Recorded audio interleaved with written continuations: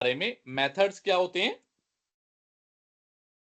जैसे कि हमने देखा था कल कि मेथड्स किसी भी ऑब्जेक्ट की फंक्शनैलिटी होती है। अब मेथड से पहले एक और बात मैं बता देता हूं आपको कि इंटरव्यू में पूछते हैं ना, जैसे हमने 4 की कंसेप्ट पूछे थे, उससे पहले ये एक कंसेप्ट क्लियर कर लेते हैं, फिर मेथड्स पे आते हैं। तो जो पहला कंसेप्ट था इनकैप्सुलेशन, इसके बारे में पहले पढ़ लेते हैं। तो इनकैप्सुलेशन क्या होता है, इसकी छोटी सी डेफिनेशन है, रैपिंग ऑफ डाटा मेंबर और grouping and data function is called encapsulation. अब बताओ क्या मतलब हुआ इसका। इसका मतलब हुआ जो आपके डाटा मेंबर हैं, प्रॉपर्टीज वेरिएबल हैं, जो आपके डाटा फंक्शन है, मेथड्स हैं, उनको रैप कर जो करता है, उस प्रोसेस को इनकैप्सुलेशन कहते हैं। रैप करना या फिर उन सबको ग्रुप करके लेके आता है, जो जो भी चीज उनको ग्रुप करती है वो प्रोसेस को इनकैप्सुलेशन कहते हैं। तो बताओ सी शार्प में कौन है ऐसा बंदा जो मेथड, फंक्शन, प्रॉपर्टी इन सबको रैप करता है या फिर इन सबको ग्रुप करके एक जगह लिखता है? बताओ। Class sir. बिल्कुल सही आंसर, क्लास है भाई। क्लास के अंदर ही आप डाटा मेंबर, डाटा फंक्शन लिखते हो। तो क्लास का अपना कोई अस्तित्व नहीं होता। क्लास का खाली काम, क्योंकि क्लास क्या है, क्लास तो कुछ भी नहीं है ना।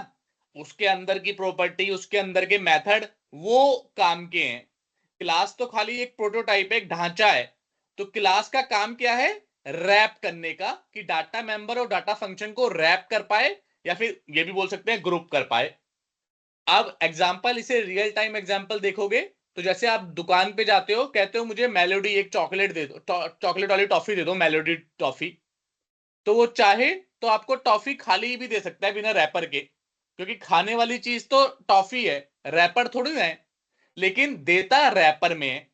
ठीक उसी प्रकार से जैसे कुरकुरे, लेज ये सब लेने जाते हो तो खाने वाला आइटम तो अंदर है, लेकिन एक आपको पूरा पैकेट में रैप करके चीजें मिलती हैं। तो ये जो रैपिंग का काम करती है डॉटनेट में, वो क्लास करती है। और जो अंदर कुरकुरे पड़े हुए हैं वो डाटा मेंबर और डाटा फंक्शन है, वो बेसिकली काम की चीज है। तो इंटरव्यू में जब इनकैप्सुलेशन के बारे में पूछेंगे, और पूछेंगे ही, बहुत इंपॉर्टेंट टॉपिक है ये, तो आपको बोलना है रैपिंग और grouping of data member and data function is called encapsulation. In C sharp, in .NET, class is an example of encapsulation. Clear है, कोई डाउट है? बोलो, हाँ ना कुछ बोलो। क्लियर है सर। ठीक यस है, सर क्लियर।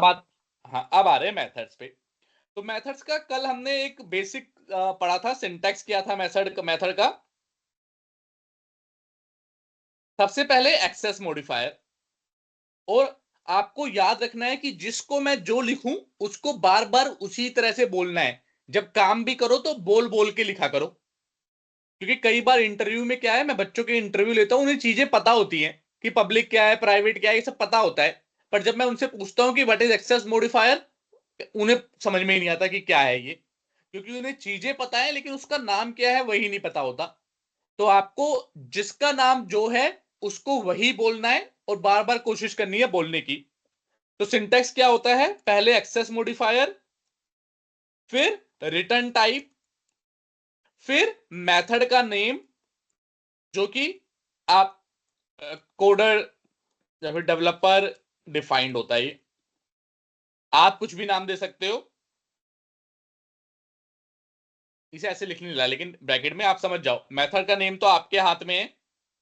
उसके बाद parameters, parameter type, parameter type मतलब इंट का है, स्ट्रिंग का है, या क्या है।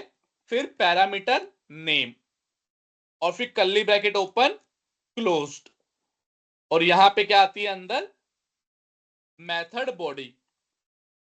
ये एक बेसिक सिंटेक्स होता है। अब इसका एक एग्जांपल हमने कैसे देखा था कल, बड़ा सिंपल सा देखा था। एक्सेस मॉडिफायर की जगह आ गया पब्लिक, रिटर्न टाइप की जगह आ गया वाइड। वाइड क्या होता है, एक स्पेशल रिटर्न टाइप है जो कुछ भी रिटर्न नहीं करता। पर इंटरव्यू में पूछेंगे क्या वाइड रिटर्न टाइप है या नहीं है, तो वाइड एक रिटर्न टाइप है। मतलब उसका मतलब क्या है, बस कि वो कुछ रिटर्न नहीं कर रहा, इट जस्ट की, लेकिन रिटर्न टाइप है वॉइड भी। वॉइड मेथड का नाम कुछ भी ले लो, test method, bracket open close, parameter का नाम जैसे टाइप, पहले पैरामीटर का टाइप इंटीजर ले लिया, पैरामीटर का नेम टेस्ट या कुछ भी ले लो आपके हाथ में है, bracket open, sorry curly bracket open, curly bracket close, इसके अंदर आपको अपना कोड लिखना है, जो भी आपको कोड लिखना हो, प्रिंट करा दो टेस्ट को। तो इस तरह का एक बेसिक सिंटैक्स होता है, लेकिन अलग अलग तरीके के मेथड होते हैं। अभी तो हमने एक ही बेसिक पढ़ा है, और तरीके के मेथड को चलो एक्सप्लोर करते हैं। इतना तो सबको पता है, इस चीज में किसी को दिक्कत आई कि सिंटैक्स क्या होता है, किसका नाम क्या होता है? जब मैं बोलूंगा रिटर्न टाइप, तो ये समझना है कि रिटर्न टाइप ये होता है। जब मैं बोलूंगा पैरामीटर टाइप, तो इसके अंदर जो लेते हैं वो पैरामीटर टाइप होता है। जो नाम पैरामीटर नेम, जब मेथड बॉडी, तो मेथड के अंदर क्या चल रहा है, एक्सेस मॉडिफायर, ये तो ये आपको याद रखना है हमेशा। क्लियर है? कोई डाउट है? सर एक बार रिपीट कर देना। हाँ ठीक है, इसमें रिपीट करने तो लिखा ही हुआ है ना, जैसे नहीं नहीं मेथड, सर, मतलब हाँ पर्टिकुलर जैसे एक्सेस मॉडिफायर तो अपना पब्लिक हो गया, करेक्ट, यहाँ ठीक पे है। देखो इससे मैच वॉइड करो। अपना रिटर्न टाइप में आएगा, हाँ वॉइड आ गया रिटर्न टाइप में, इनके बीच में ऐसे और कर जो देते हैं जिससे कि क्लियर हो जाए। और एक मेथड पाइप, अपना टेस्ट मेथड आ जाएगा। करेक्ट, और इन सब के बीच में एक ऐसे पाइप सी लगा देते हैं जिससे पता चल जाए। देखो access modifier public, return type void, method name test method, parameter type integer, parameter name test, method body console dot write line test. Method body में कुछ भी हो सकता है जो आपकी रिक्वायरमेंट होगी, जैसे आपको एक्सेलरेटर बनाना है तो उसकी कोडिंग करोगे, अगर आपको फोन का मैसेज बनाना है कि मैसेज डिलीवर हो जाए तो उसकी कोडिंग करोगे, वो कोडिंग है, को क्या कोड लिखते हो आप। क्लियर है? बात समझ में आ गई? Yes sir. ठीक है, ये मतलब इसमें कुछ हम कर भी नहीं सकते, ये तो माइक्रोसॉफ्ट ने बनाया है तो ऐसे ही रहेगा, इसे हम कुछ चेंज वेंज नहीं कर सकते। अब पूछते हैं कि मेथड बनाया को काम क्या है। अब अगर मेथड ना हो, अगर मेथड ना हो तो भी हम काम कर सकते हैं, क्योंकि हम देख रहे थे ना कि सारा कोड यहां पे लिख रहे थे, चल तो रहा ही था, तो मेथड बनाने की जरूरत क्या पड़ी? बेसिकली मेथड बनाने की जरूरत ये पड़ती है कि मान लो कोई फंक्शनैलिटी आपको बार बार काम करना है। फॉर एग्जाम्पल, एक एग्जाम्पल देता हूं आपको, आपने एक क्लास बनाई, इस क्लास का आपने नाम लिख दिया मैथ्स ऑपरेशन, ठीक है। अब इसमें पब्लिक ले लेते हैं फिलहाल के लिए।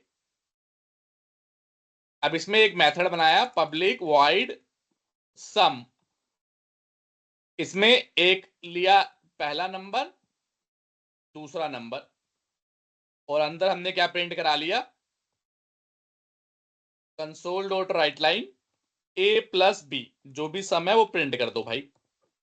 तो अगर मान लो ये सम नाम का मेथड नहीं होता, किसी को 2 नंबर सम कराना था, तो भी हम करवा तो रही थे ऊपर ना, यहां पे भी कोड में लिख रहे थे हम, सबसे पहला मेथड हमने सम वाला ही कराया था, ये देखो कि भाई पहला नंबर दे दूसरा नंबर दे सम करा ले। लेकिन मेथड का क्या फायदा हो जाता है कि अब आपको जिंदगी में कभी भी सम करवाना हो, आपकी एप्लीकेशन में देखो अभी तो 3 फाइल हैं खाली, आप सोचो आपकी एप्लीकेशन में 1000 फाइल हैं, 100 फाइल हैं, 100 फाइल में किसी को भी कभी भी सम करवाना हो, तो पूरा फर्स्ट नंबर सेकंड नंबर ये सब कोड लिखने की जरूरत नहीं है, खाली इस क्लास का सम मेथड कॉल करो, 2 नंबर दो, वो ऑटोमेटिकली सम कर देगा। तो मेथड का क्या फायदा होता है, कोई भी रिपीटेड काम से बचने के लिए एक फंक्शनैलिटी को मेथड में डिफाइन करके रख लो, अब जब भी आपको उस फंक्शनैलिटी का इस्तेमाल करना होगा, आप उस मेथड को कॉल कर सकते हो। क्या ये बात समझ में आई या नहीं आई? आ गई सर। Yes sir. ठीक है, तो एक मेथड का क्या काम है कि भाई एक तो है कि ये फंक्शनैलिटी है, किसी भी क्लास की या किसी भी ऑब्जेक्ट की फंक्शनैलिटी को बताता है, और दूसरा क्या फायदा होता है कि भाई रिपीटेड काम आप बचना चाहो तो एक मेथड में बना के रख लो, जब भी वो उस तरह का काम करना हो मेथड कॉल करते रहो। वरना आपको वही मेथड में मान लो 5 लाइन का कोड है, और 100 पेज है आपके, उसमें से 15 पेज को चाहिए, तो 15 पेज पे वो 5 लाइन का कोड लिखना पड़ेगा, 15 इंटू 5 75 लाइन लिखनी पड़ेगी। और जबकि यहाँ पे 5 लाइन से काम हो जाएगा और बाकी हर पेज पे एक एक लाइन लिखेंगे, तो 15 पेज है तो 15 लाइन और एक 5 लाइन, ये 20 लाइन में काम हो जाएगा। तो ये मेथड का फायदा होता है। अब हम बनाएंगे कुछ डिफरेंट टाइप के मेथड। कार को बंद कर देते हैं।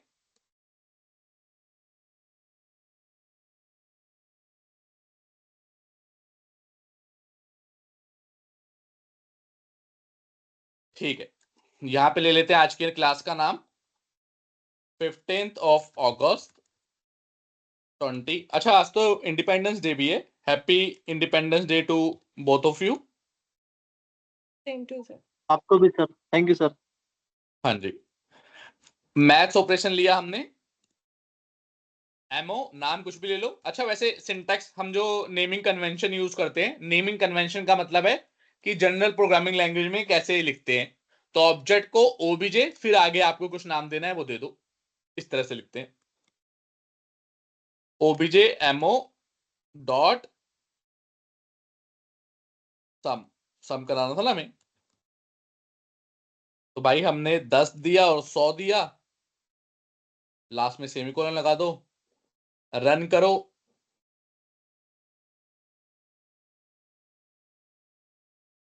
ओके, हमारा पिछला वाला कोड कमेंट नहीं हुआ, इसलिए उसने ये पूछ लिया हमसे, तो इसे कमेंट कर देते हैं जिससे कि परेशानी ना करे। रन करते हैं तो 110, 100 और 10 का सम क्या होता है 110, तो वो हमारा रिजल्ट आ गया। अब ये तो था कि 2 पैरामीटर लिए और कुछ भी रिटर्न नहीं कर रहा। मान लो अगला मेथड बनाना है जो रिटर्न टाइप भी करता है। तो ये पहला मेथड क्या था,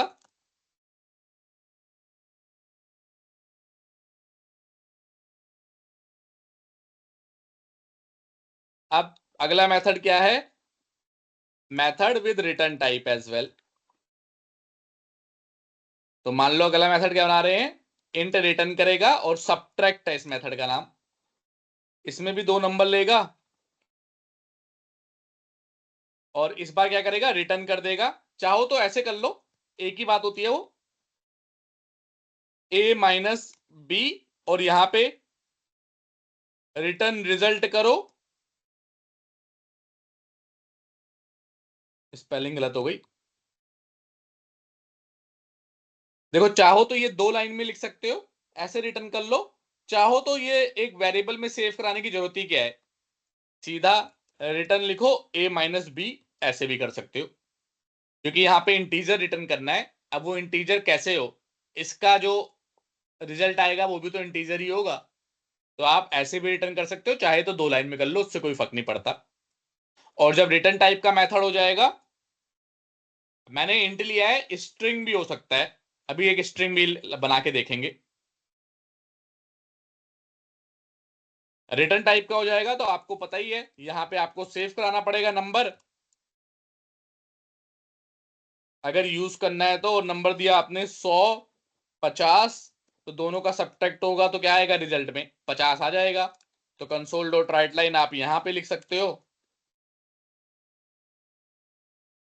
इस subtraction of 2 number is, plus करके यहां पे लिख सकते हो।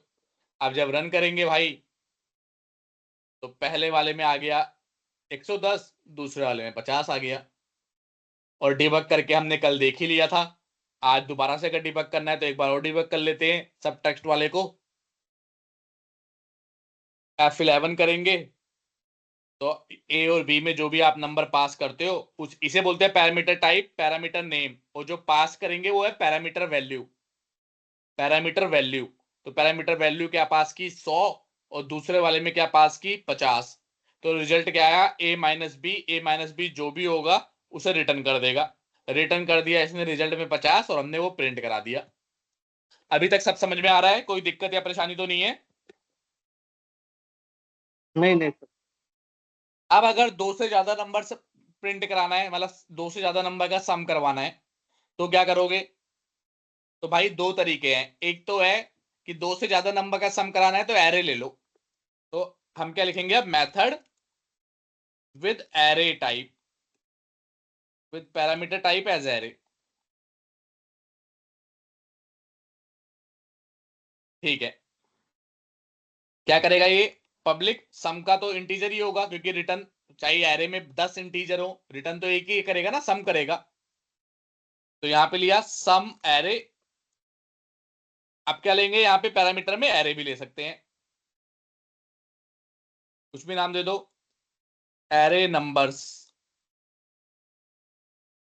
क्या करेंगे, कैसे करते हैं ये तो आपको कोड पता ही है। सम ले लिया 0, फॉर ईच या फॉर लूप लगा दो और सम में प्लस करा दो नंबर को, और यहां पे लास्ट में क्या कर दो, रिटर्न सम। काम खत्म। यहां पे लेकिन अंदर रिटर्न नहीं कर सकते, क्योंकि अंदर करोगे तो एक एक नंबर लेके आएगा सबका, पहले एक का तो करेगा, फिर दूसरे का, फिर तीसरे का, सबका रिटर्न कर देगा। यहाँ पे लास्ट में ही सम लेना है, करना है। तो यहाँ पे पैरामीटर लेना ही पड़ेगा आपको, उसके बाद ही काम हो पाएगा। बिना पैरामीटर के यहाँ पे काम नहीं हो पाएगा। ये कोड समझ में आ रहा है क्या लिखा हुआ है मैंने? ये तो प्रैक्टिस वाले में किया होगा ना आपने सम। राशि आप बताओ। Yes sir. Yes, sir. हाँ, तो यहाँ पे हमने क्या किया, एरे एज अ पैरामीटर लिया, मेथड में सम करा दिया। अब इसे कॉल करना होगा तो कैसे कॉल करोगे? रिटर्न में तो रिजल्ट ही आएगा 2, क्योंकि नाम सेम नहीं होना चाहिए। डॉट सम एरे। दो तरीके हैं, या तो एरे बाहर बनाओ और पास करो, या फिर अंदर ही बना सकते हो।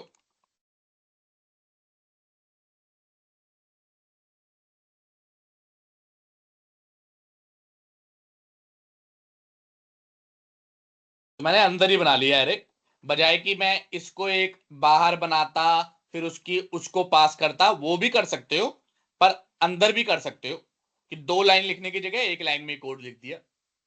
बात समझ में आ रही है कैसे लिखा है ये मैंने, पैरामीटर कैसे पास किया है? Yes, sir. ठीक है, यस सर। तो अब आपको पता ही है, एक बार इसे भी डिबग करके देख लेंगे। अभी सिंपल चीज है, अभी थोड़ा थोड़ा मुश्किल होना शुरू होगा। एरे नंबर में चेक करेंगे भाई, जो जो नंबर पास किए थे वो सब यहाँ पे आ गए, सबका सम होता रहेगा। कंटिन्यू कर देते हैं, हमें पता ही है काम तो ये मशीन है तो सही करेगी। सब आया नहीं हमारा नंबर, वहां पे डिबगर चला गया क्या? ओह, प्रिंट तो कराया ही नहीं। नंबर लिखने से क्या होगा, प्रिंट भी तो कराना पड़ेगा।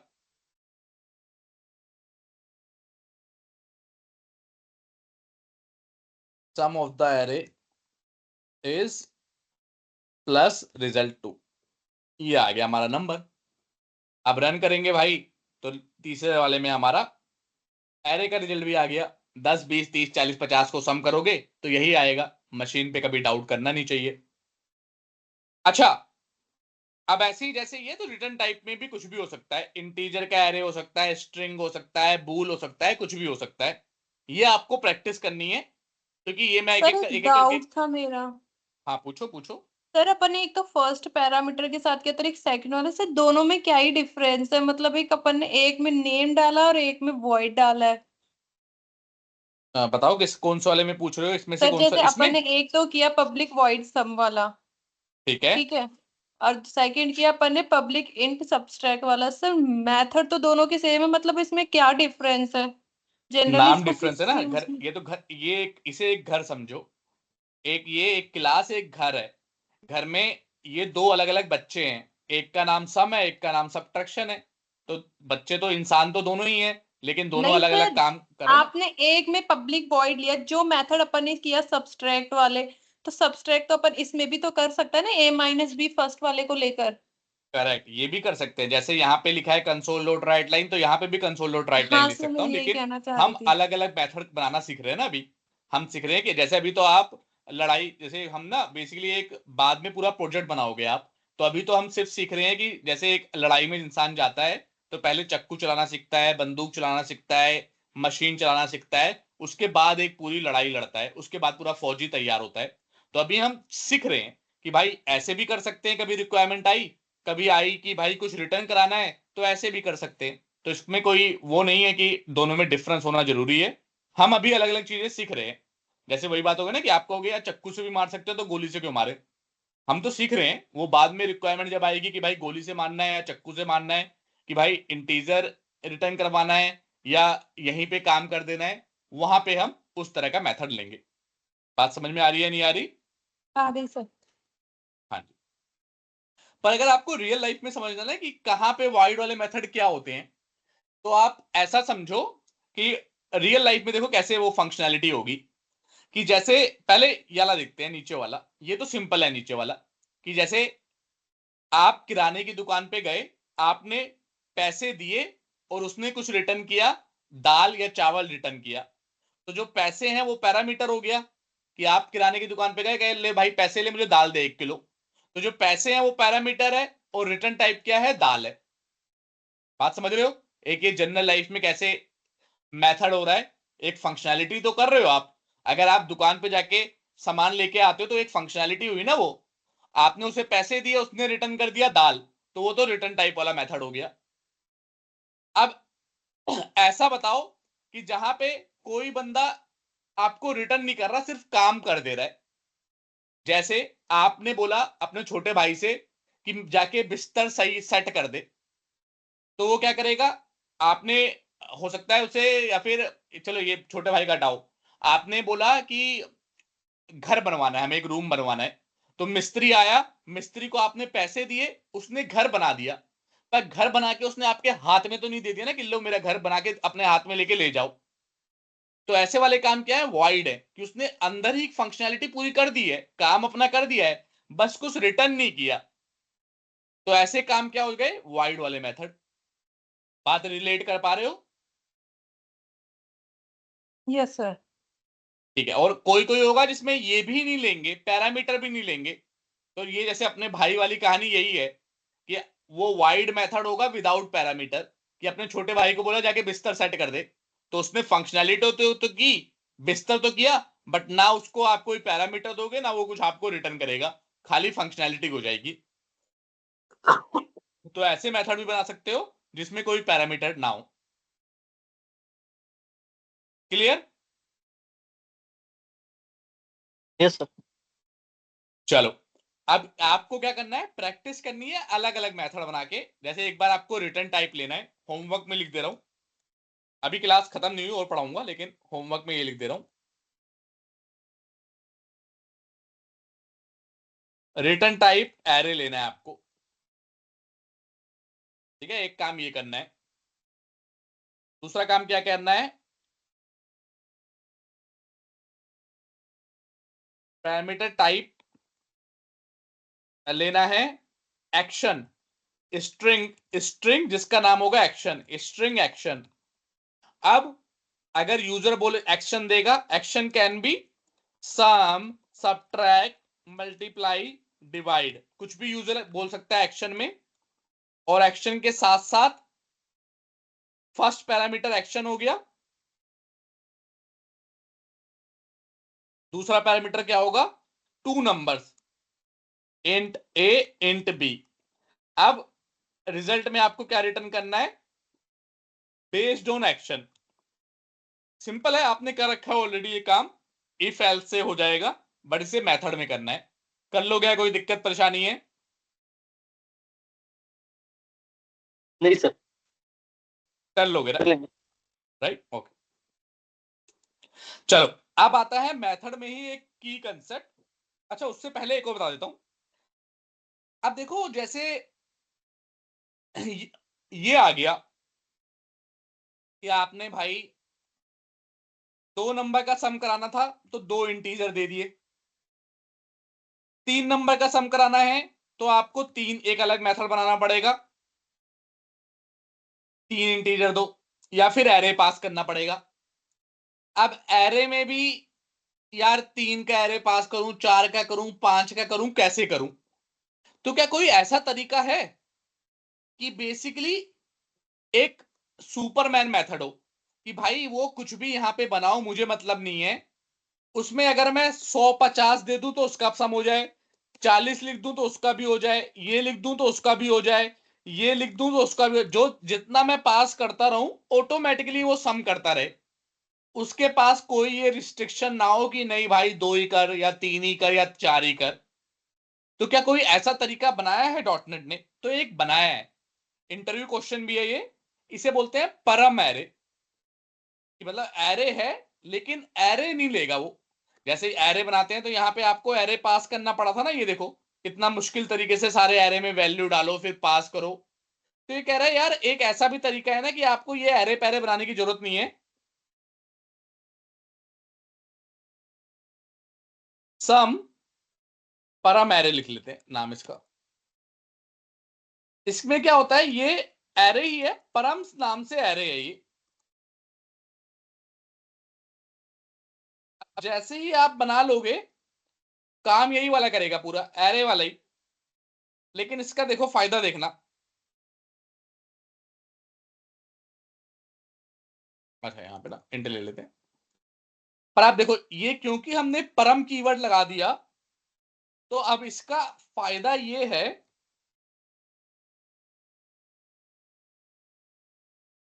कि आप obj_mo डॉट सम परम एरे कर रहे हैं। अब इसमें चाहे आप 10 पास करो चाहे 30 पास करो, देखो कोई एरर नहीं आई।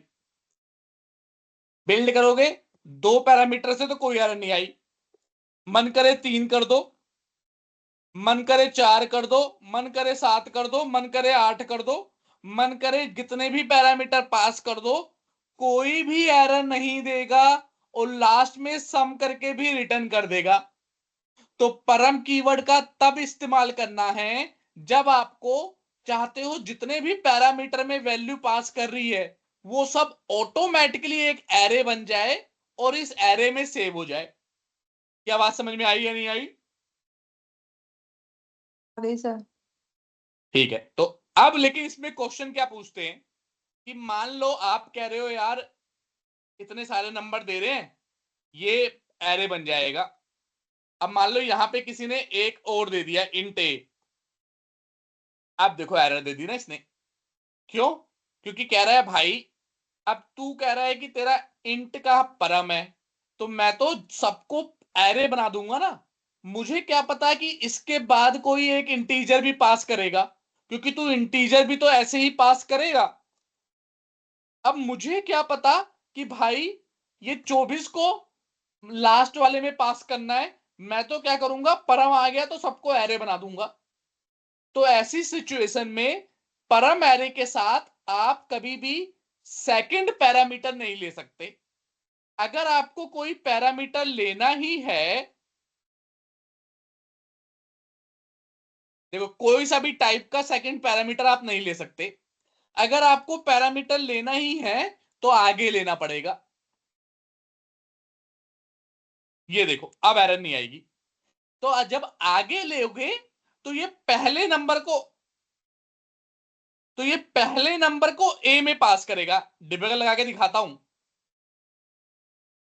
जब आगे पैरामीटर लोगे तो पहले नंबर को ये किस में पास करेगा, ये देखो 20 जो पहला नंबर था उसे ए में पास किया, अब 30 से आगे के सारे नंबर यहां पे पास कर देगा।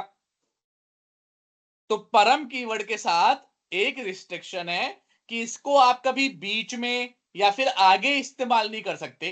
परम कीवर्ड के साथ जो भी एरे बनेगा वो लास्ट एरे होगा, लास्ट पैरामीटर होगा। क्या ये बात समझ में आ रही है नहीं आ रही है? इंटरव्यू में पूछेंगे तो बता दोगे नहीं बता पाओगे? Yes sir.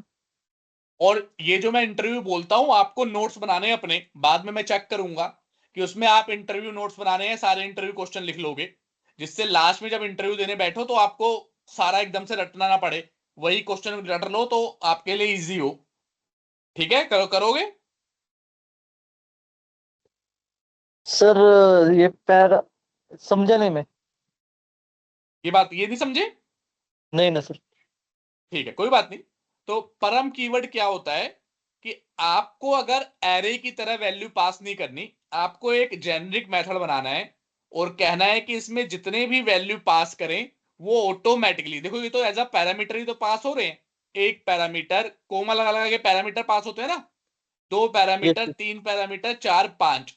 तो आपको जितने पैरामीटर पास करने आप पास कर लो, जैसे ही आप परम बनाओगे वो सारे पैरामीटर ऑटोमेटिकली इस एरे में समा जाएंगे। लेकिन इसके साथ रिस्ट्रिक्शन ये है कि अगर इसको आगे लगा दोगे, इसके पीछे कोई आपने और पैरामीटर दे दिया, तो डॉटनेट कंफ्यूज हो जाता है, कहता है भाई मैं तो सबको कन्वर्ट कर दूंगा परम एरे में, तो ये वाला पैरामीटर क्या खराब हो जाएगा, इस पैरामीटर में को मैं कुछ नहीं कर पाऊंगा। इसीलिए डॉटनेट अलाउ नहीं करता कोई भी पैरामीटर आफ्टर परम पैरामीटर। तो परम टाइप का जो पैरामीटर होगा वो हमेशा सबसे एंड में होगा। फायदा क्या है कि अब आपको एक एक करके अलग अलग मेथड नहीं बनाना कि दो नंबर के सम के लिए एक मेथड बनाओ, 3 नंबर सम के लिए एक मेथड बनाओ, 4 नंबर सम के लिए एक, ये नहीं करना, एक बना दो, जितने भी नंबर पास करो सबके सम कर देगा। आई बात समझ में या नहीं आई? सर इसमें Yes, ना yes, जैसे I इंटीजर ऐड किया तो साथ में अपन स्ट्रिंग भी ऐड कर सकते हैं ना? करेक्ट, कुछ भी कर सकते हो आप, चाहे यहां पे पहला स्ट्रिंग होता, वही तो क्वेश्चन आपको होमवर्क के लिए दिया है मैंने, यहाँ पे एक एक्शन वाला दिया ना कि एक्शन स्ट्रिंग ही तो आएगा। जब वो एक्शन पूछेगा भाई सम है, सबट्रैक्ट है, मल्टीप्लाई है, डिवाइड है, उसी के बेस पे आप रिजल्ट पास करो, रिजल्ट दोगे। तो यहाँ पे चाहो तो स्ट्रिंग भी पास कर सकते हो, कोई घबराने वाली बात नहीं है। बस ये है कि लास्ट वाला पैरामीटर नहीं पास करोगे। परम के बाद परम वाला हमेशा लास्ट होना चाहिए, उसके बाद कुछ नहीं होना चाहिए। क्लियर है? कोई दिक्कत परेशानी? क्लियर। नहीं नहीं सर। चलो अब एक और कंसेप्ट पढ़ेंगे, इसे बोलते हैं मेथड ओवरलोडिंग। लास्ट कंसेप्ट है तो घबराना नहीं है। मेथड ओवरलोडिंग ये पॉलीमॉर्फिज्म का पार्ट है। तो एक और मैंने इनकैप्सुलेशन के बाद एक और आपको पता है, पॉलीमॉर्फिज्म। पॉलीमॉर्फिज्म क्या होता है कि पॉली मतलब होता है मैनी, और मॉर्फ, मॉर्फ मतलब क्या होता है? फॉर्म्स। तो पॉलीमॉर्फिज्म का मतलब क्या हो गया कि मैनी फॉर्म। कहने का मतलब क्या है कि एक मेथड सेम नाम से मल्टीपल काम कर पाए, इस चीज को पॉलीमॉर्फिज्म कहते हैं। तो इंटरव्यू में पूछेंगे तो बोलोगे poly means many and morph means form. So polymorphism is one of the concept of object-oriented programming that says with the same name your program can be able to perform differently or your method can be able to perform differently। तो आप कहोगे यार ये तो possible ही नहीं था, same नाम से हम दो मेथड बना ही नहीं सकते, सेम नाम से तो दो मेथड बन ही नहीं सकते, तो ये कहां से आप बात कर रहे हो? तो आंसर है कि पॉसिबल है, सेम नाम से आप दो मेथड बना सकते हो। तो चलो प्रूफ करते हैं। एक ये मेथड है, इसी को कॉपी पेस्ट कर देते हैं भाई। जब ये पॉसिबल है तो इसी को कॉपी पेस्ट कर दिया, तो ये बुरा मान गया। ये देखो बिल्ड करूंगा एरर दे देगा। आजा, आ गई। कह रहा भाई ऑलरेडी एक मेथड है, दूसरा क्यों बना रहे हो? वही बात होगा ना, मैंने कहा एक घर है, तो एक घर में मान लो एक बच्चे का नाम है सोनू, और दूसरा बच्चा पैदा हुआ उसका नाम भी सोनू रख दिया। अब जब पापा मम्मी बुला रहे हैं सोनू इधर आओ, तो कौन सा सोनू आएगा? छोटे वाला है बड़े वाला? बताओ कौन सा सोनू आएगा? तो दोनों ही आ जाएंगे। बड़े वाला। करेक्ट, कंफ्यूजन हो जाएगी ना। इसीलिए एक क्लास के अंदर दो नाम ये रखने को अलाउ नहीं करता। लेकिन भाई पॉलीमॉर्फिज्म ऑब्जेक्ट ओरिएंटेड लैंग्वेज है ये, तो पॉलीमॉर्फिज्म का भी रूल फॉलो करना है। इसीलिए आप अपने घर में भी एक नाम से दो बच्चों का नाम नहीं रखते ना, क्योंकि कंफ्यूजन ना हो। तो वैसे ही ये भी नहीं कर पाता, लेकिन पॉलीमॉर्फिज्म का रूल भी फॉलो करना है। तो इसने कहा है अच्छा एक तरीके से मैं करने दूंगा आपको जिंदगी में, और ये इंटरव्यू क्वेश्चन है, आपको बस कह रहा है एक रूल फॉलो करो, मैं करने दूंगा। एक नाम से दो मेथड अलाउ है अगर दो कंडीशन मैच करते हैं, या तो नंबर ऑफ पैरामीटर्स डिफरेंट हो, या फिर टाइप ऑफ पैरामीटर डिफरेंट हो। क्या मतलब हुआ? या फिर दोनों ही डिफरेंट हो।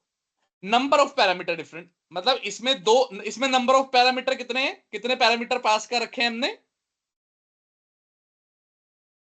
सर दो। बताओ गिन के। हाँ दो, क्या? ए और बी। कोमा एक दोनों इंटीजर। अगर पहली कंडीशन क्या है, अभी देखो एरर देगा, दे मेरे भाई एरर, अभी तो दे ही रहा था, हमने डिबग कर वो बिल्ड करके देखा था, बिल्ड फेल हो गई, एरर आ गई। अब अगर एरर हटानी है तो या तो नंबर ऑफ पैरामीटर अलग हो, ये देखो नंबर ऑफ पैरामीटर अलग बनाया, काम चल गया मेरा, कोई दिक्कत कोई परेशानी नहीं आई। क्यों? क्योंकि सेम नाम से अगर नंबर ऑफ पैरामीटर डिफरेंट हो तो कोई दिक्कत नहीं है, या फिर सेम नाम से फिर भी बना सकते हो आप, बस टाइप ऑफ पैरामीटर डिफरेंट हो। क्या कर दिया मैंने?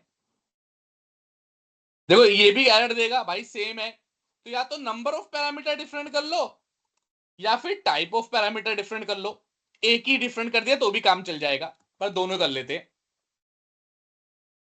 तो अब कंफ्यूजन नहीं होगी। अब देखो बुलाता कौन है, जैसे ये यहां से अब हमें बुलाना है, इनको बुलाने का मतलब कॉल करना है ना। तो पिछली बार क्या था, अगर सोनू बुला रहे थे तो दोनों आ जा रहे थे। अब सम करेंगे तो अगर दो पैरामीटर पास करेंगे भाई तो ये वाला कॉल हो जाएगा। तब तो अगर अगर दो होते तो कंफ्यूज होता कि ये वाला कॉल करूं या ये वाला कॉल करूं, लेकिन अगर आप दो इंटीजर पास किए तो ये वाला कॉल हो जाएगा, दो स्ट्रिंग पास की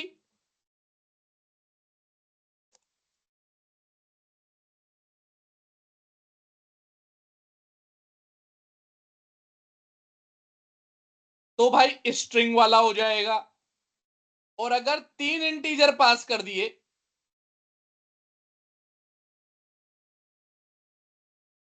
तो भाई तीन वाला कॉल हो जाएगा।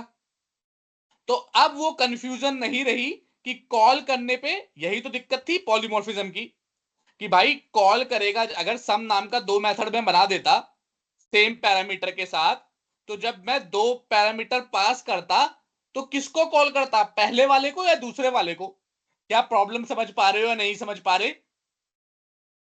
समझ गई जी। अब यस इसको यस सॉल्व कैसे किया हमने? हमने कहा भाई एक रूल फॉलो कर लो, या तो नंबर ऑफ पैरामीटर अलग कर दो या तो टाइप ऑफ पैरामीटर अलग कर दो, या फिर दोनों ही अलग कर दो। तब दिक्कत नहीं आएगी, तब हम जो पास करेंगे वो वाला मेथड कॉल हो जाएगा। इसे ही कहते हैं मेथड ओवरलोडिंग। इस कंसेप्ट को क्या कहते हैं? Method overloading. Is with the same name when we create multiple method with a multiple functionality, it is called method overloading, and it is an example of polymorphism in .NET. Clear है? कोई doubt है? कोई question है तो पूछो इसमें। ये नहीं सर, इंटरव्यू का बहुत बहुत इंपॉर्टेंट क्वेश्चन है, ये समझ लो। आप कह रहे हो क्लियर है, राइट? यस बोलो सर स्वप्निल, आप इसमें बताओ। एक स्ट्रिंग और एक इंटीजर भी तो डाल सकते हैं ना? करेक्ट, एक स्ट्रिंग करेंगे तो चेक करते हैं नंबर ऑफ पैरामीटर डिफरेंट है, नहीं सेम होंगे। अगर मान लो ये होता तो नंबर ऑफ पैरामीटर डिफरेंट है, नहीं भाई सेम है, तो ये पहली कंडीशन तो फेल हो गई। टाइप ऑफ पैरामीटर डिफरेंट है, हाँ भाई टाइप डिफरेंट है, ये स्ट्रिंग है वो इंट है, तो पास हो गई कंडीशन। तो वो कंडीशन दो याद रखनी है, वो कंडीशन मैच करेंगी तो पास कर सकते हो।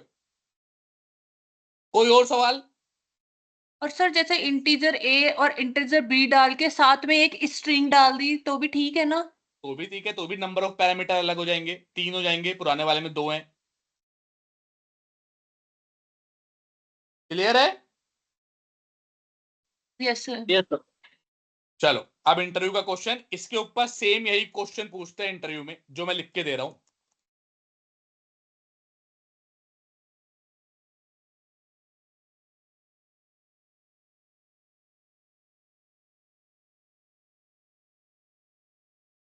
बताओ ये दो मेथड अलाउ होंगे नहीं होंगे?